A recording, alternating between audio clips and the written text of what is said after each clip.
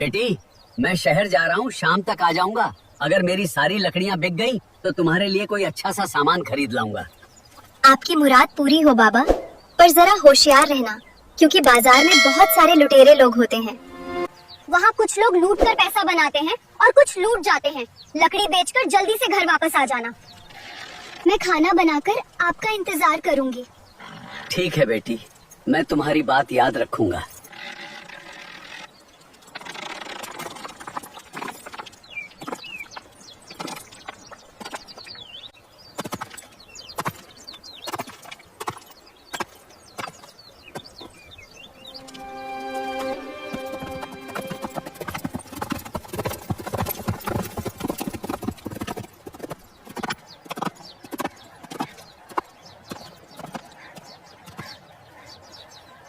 लकड़ियां ले लो, सूखी लकड़ियां ले लो,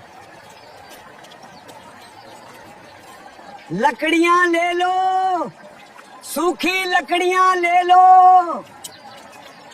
ए लकड़ी वाले, क्या ये लकड़ियां बेचोगे?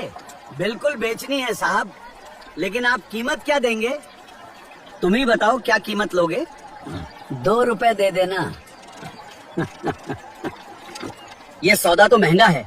खैर, क्या तुम 2 रुपए ले लेना, लकड़ियां जैसे हैं वैसे ही बेचोगे, यानी उसी तरह बेचोगे, कोई परेशानी तो नहीं होगी?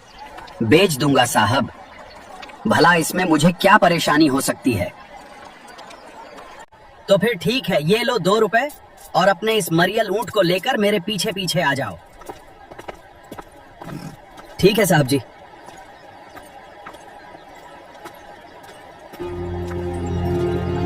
आज तो कमाई अच्छी हुई है।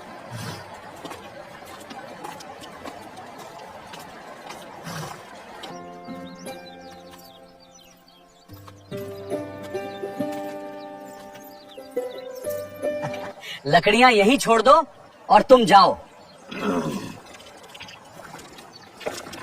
ओ बेवकूफ लकड़हारे, रुक जाओ, ये तुम क्या कर रहे हो? साहब, मैं तो ऊंट से लकड़ियां उतार रहा हूँ ताकि मैं ऊंट को ले जा सकूं। अरे बड़ा बदमाश है क्या, तुझे अपनी जुबान याद नहीं जो तूने लकड़ियां बेचते वक्त मुझसे की थी? कैसी शर्त हुजूर? मैं कुछ समझा नहीं। साहब, मैंने आपको 2 रुपए के बदले सारी लकड़ियां दे दी हैं। अब लकड़ियां उतार कर मैं अपना ऊंट लेकर जा रहा हूँ। सारी लकड़ियां ही नहीं, बल्कि 2 रुपए के बदले तूने मुझे अपना ऊंट भी बेचा है। क्या तूने इस बात को नहीं कहा था कि लकड़ियां जिस हालात में हैं उसी हालात में बेचेगा? साहब, आप ये कैसी बात कर रहे हैं? शर्त के मुताबिक अब ये ऊंट मेरा है। तुझे अपने माल की कीमत मिल चुकी है, इसलिए तू यहाँ से निकल जा, नहीं तो मैं धक्के मार कर निकालूंगा। नहीं नहीं साहब, ऐसा मत कहो, मैं गरीब आदमी हूँ, मेरे घर में मेरी जवान बेटी है, मुझे उसके हाथ पीले करने हैं, मैं बर्बाद हो जाऊंगा। गांव वालों, इधर आओ। ओ गांव वालों, देख लो भाइयों, इस लकड़हारे की चालाकी। पहले सौदा किया, अब मुकर रहा है और सीना चोरी भी कर रहा है। क्या ये तरस खाने लायक है? नहीं नहीं, बिल्कुल नहीं। फिर इसकी गुस्ताखी की वजह से इसके साथ क्या बर्ताव करना चाहिए? मेरी मानो तो इसे सरपंच के पास ले चलो। हाँ हाँ, यही ठीक रहेगा।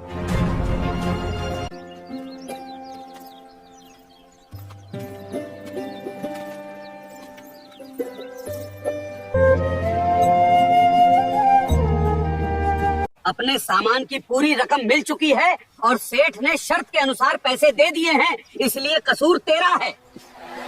अब ऊंट पर लकड़हारे तेरा कोई हक नहीं है। गरीब के लिए यहाँ भी इंसाफ नहीं है।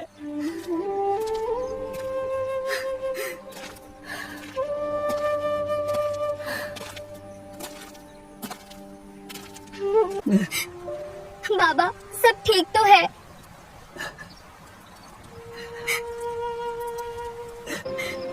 क्या बताऊं बेटी, हमारे तो नसीब ही फूटे हैं, वैसे ही हमारे पास कुछ नहीं था। आज हमारा ऊंट भी हाथ से निकल गया। सेठ ने लकड़ियां लेने के बहाने घर बुलाकर ऊंट और लकड़ियां दोनों ले लिए। तुम फिक्र ना करो बाबा, सब ठीक हो जाएगा। भगवान के घर देर है पर अंधेर नहीं।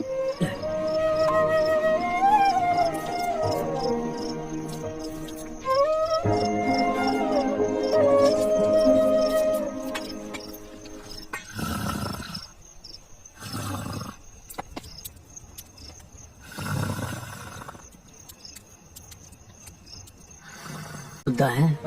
मेरे अच्छे बाबा, आज तुम्हारी तबीयत ठीक नहीं है, इसलिए आज मैं लकड़ियाँ बेचने जा रही हूँ। शायद मैं लकड़ियाँ अच्छी कीमत पर बेच सकूं।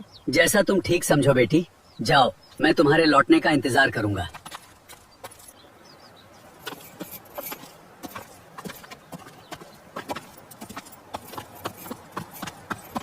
अगर वो धोखेबाज मक्कार सेठ मुझे मिल गया तो मैं उसे छठी का दूध याद दिला दूंगी।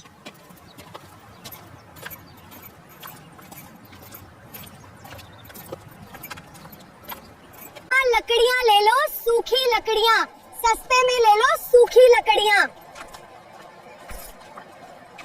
वाह, आज फिर से एक शिकार मेरे लिए आया है। कल एक ऊंट मिला था, आज लकड़ियों के साथ पूरा खच्चर मिल जाएगा। ए लड़की, क्या अपनी लकड़ियाँ बेचनी है? हाँ हुजूर। क्या कीमत है? कीमत है 3 रुपए हुजूर। महंगा सौदा है क्या? दाम कुछ कम नहीं करोगी? सौदा 4 सिक्कों में भी आपको महंगा नहीं पड़ेगा हुजूर। हुजूर, लकड़ियाँ बिल्कुल सूखी हैं, मंजूर हो तो कहो। ये लड़की तो बहुत सयानी लग रही है। खैर कोई बात नहीं, जल्दी इसकी सारी होशियारी निकल जाएगी। क्या सोचने लगे साहब, जल्दी बताइए, वरना मैं किसी दूसरे को आवाज दूं। ठीक है, मुझे 3 सिक्कों में सौदा मंजूर है, लेकिन ये लकड़ियाँ जिस हालत में हैं, उसी हालत में बेचनी होगी। क्या तुम्हें मंजूर है? ओहो, तो ये वही मक्कार ठग सेठ है। आज इसकी खैर नहीं, ऐसा बदला लूंगी कि जिंदगी भर नहीं भूलेगा। अरे लड़की, जवाब जल्दी दो, मेरे पास फालतू वक्त नहीं है। ठीक है हुजूर, बेच दूंगी, लेकिन मेरी भी एक शर्त है कि आप भी मुझे पैसे उसी हालत में देंगे जिस हालत में वे होंगे। ठीक है, मुझे तुम्हारी शर्त मंजूर है। देर ना करके अपने खच्चर को मेरे पीछे पीछे लेकर चलो।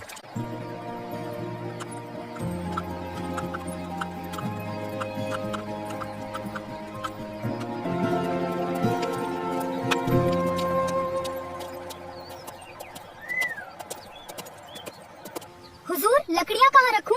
अरे मूर्ख लड़की, तूने क्या सौदा किया था भूल गई? तो मैं याद दिलाऊंगा। सेठ जी, मैं तो बिल्कुल ही भूल गई थी, माफी चाहती हूँ। अभी खच्चर बांध देती हूँ। आपका काम हो गया हुजूर, लाइए, अब मुझे भी मेरी कीमत दे दीजिए। जरूर लो। संभालो अपने सौदे की कीमत। ठहरो साहब, ये आप क्या कर रहे हैं? जो सौदे के हिसाब से आपने लकड़ियाँ जिस हालत में थी उसी हालत में खरीदी, और लकड़ियों के साथ साथ मेरा खच्चर भी आपको मिल गया। लेकिन आपने मुझसे भी तो ये वादा किया था कि आप पैसे उसी हालात में देंगे जिस हालात में वे होंगे। इसलिए इस वक्त वे आपके एक हाथ के साथ हैं। इसलिए आप सिक्कों के साथ साथ अपना एक हाथ भी मुझे दीजिए, और शर्त और सौदे के मुताबिक आपको ऐसा करना ही पड़ेगा। सिक्कों के साथ अपना एक हाथ भी दीजिए। क्या बक रही है लड़की? बक नहीं रही हूँ सेठ जी, बल्कि इंसाफ की बात कर रही हूँ। आपको सिक्कों के साथ अपना एक हाथ भी देना ही पड़ेगा। अच्छा, तुम्हारी ये मजाल, निकल जाओ मेरे घर से। ऐसे नहीं सेठ जी, अब तो मैं यहाँ से अपना हक लेकर ही जाऊंगी। भाइयों बहनों, मेरी बात सुनो। भगवान के लिए लोगों को इकट्ठा मत करो। मुझे इस धोखेबाज सेठ से इंसाफ दिलवाओ। हे भगवान, यहाँ तो लेने के देने पड़ गए। अरे बेटी सुनो तो, मेरी बात तो सुनो। सेठ जी, अब तो मैं सिर्फ एक ही शर्त पर आपकी बात सुन सकती हूँ कि आप पहले अपना एक हाथ काट कर दीजिए। अरे बेटी, हाथ के बदले में तुम्हें एक ऊंट, तुम्हारा खच्चर और सारी लकड़ियाँ, और इन सब के साथ 4 चांदी के सिक्के भी देने को तैयार हूँ। नहीं सेठ जी, मुझे ये सब चीजें नहीं, बल्कि तुम्हारा एक हाथ ही चाहिए। आज ये 2 टके की छोकरी मेरा सत्यानाश करके ही छोड़ेगी। अब आप सभी फैसला करें कि शर्त के मुताबिक मुझे सिक्कों के साथ साथ इस सेठ का एक हाथ भी मिलना चाहिए या नहीं। जरूर मिलना चाहिए। हाँ, मिलना चाहिए। सेठ जी, कल इसी शर्त के मुताबिक तुमने एक गरीब लकड़हारे से उसका ऊंट हासिल किया था। आज तुम्हें भी अपना हाथ इस लड़की को देना होगा, वरना हम तुम्हें जबरदस्ती सरपंच जी के पास ले चलेंगे। क्यों भाइयों? हाँ, हम भी साथ चलेंगे। मैं सरपंच जी के पास चलने को तैयार हूँ। मुझे पूरा यकीन है कि वो दूध का दूध और पानी का पानी कर देंगे। चलो सरपंच जी के पास चलो।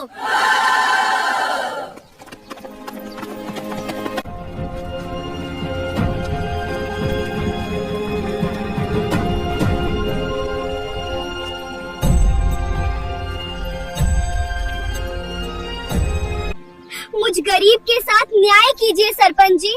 और मुझे मेरा हक दिलवाए। हुआ क्या है, पूरी बात बताऊं?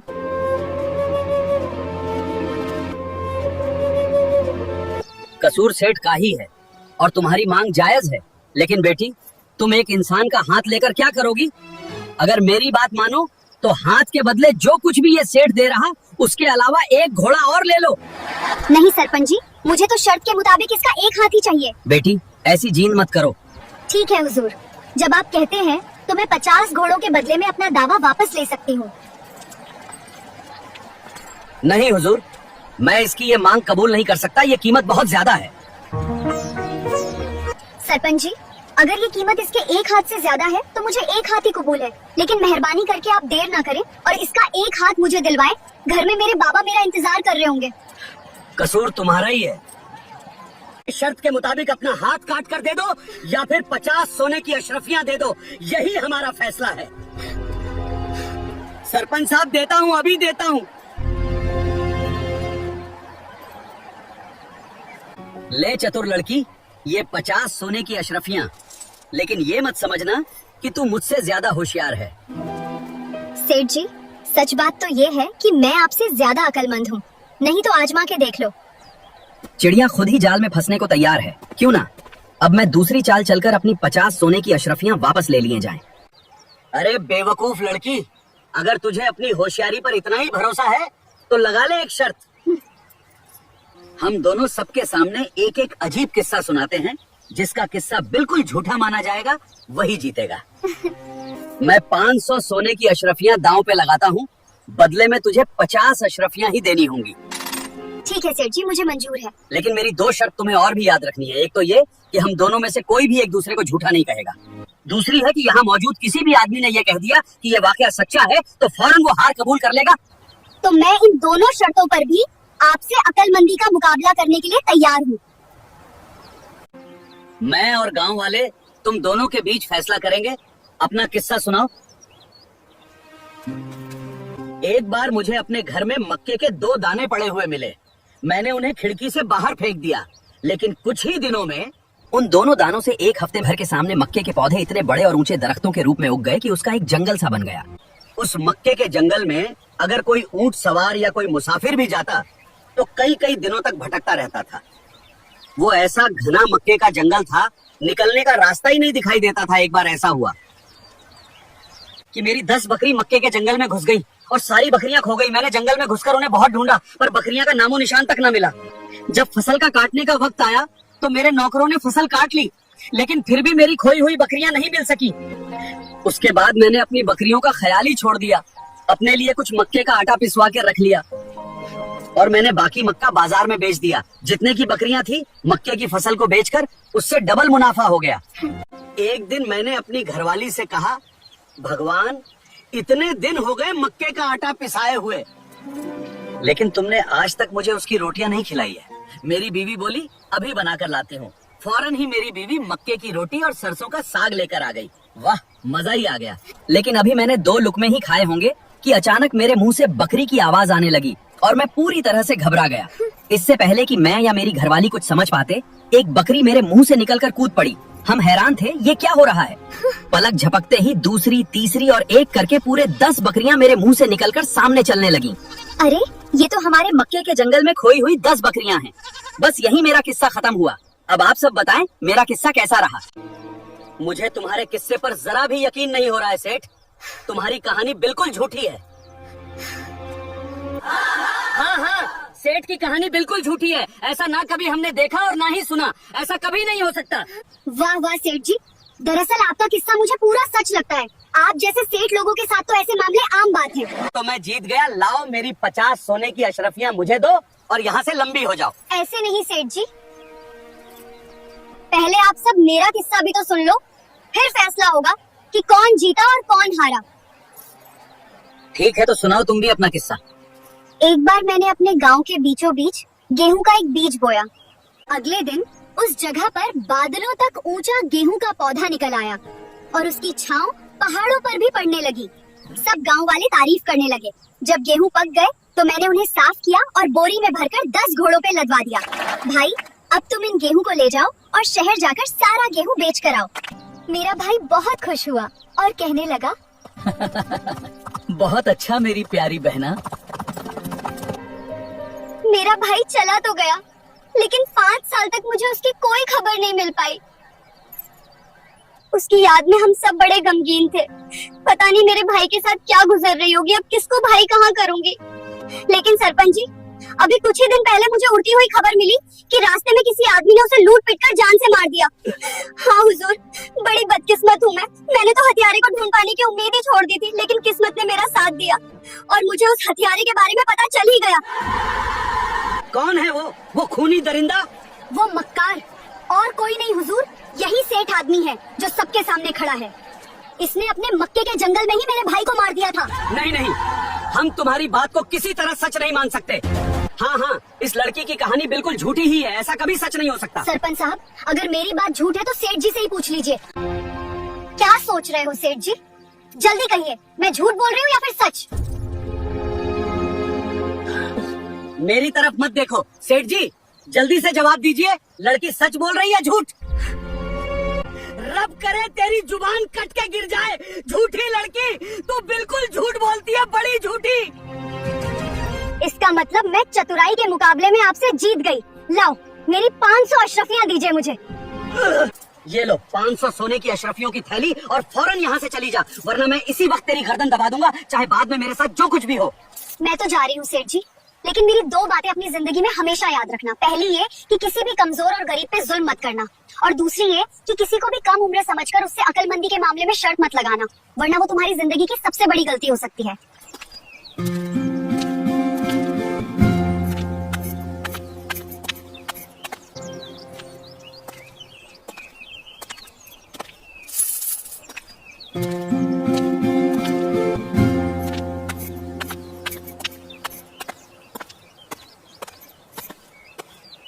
मेरी प्यारी बेटी, मैं आज तक नहीं समझ पाया था कि मेरी बेटी इतनी समझदार और बड़ी हो गई है। अब चलो बेटी, इन 550 सोने की अशरफियां से गांव में अपना घर बनाते हैं। बेटी, अब घर बनने को है, आओ मेरे साथ में। अच्छा लड़का देख के तुम्हारी शादी करवा देता हूँ। चलो पिताजी।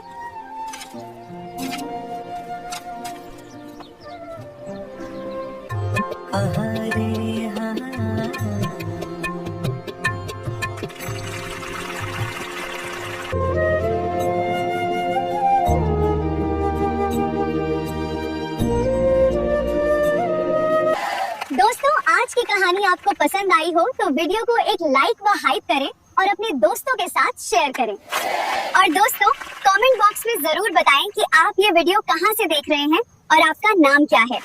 और दोस्तों, ऐसी और वीडियो देखने के लिए मेरे इस चैनल को सब्सक्राइब जरूर करें। धन्यवाद।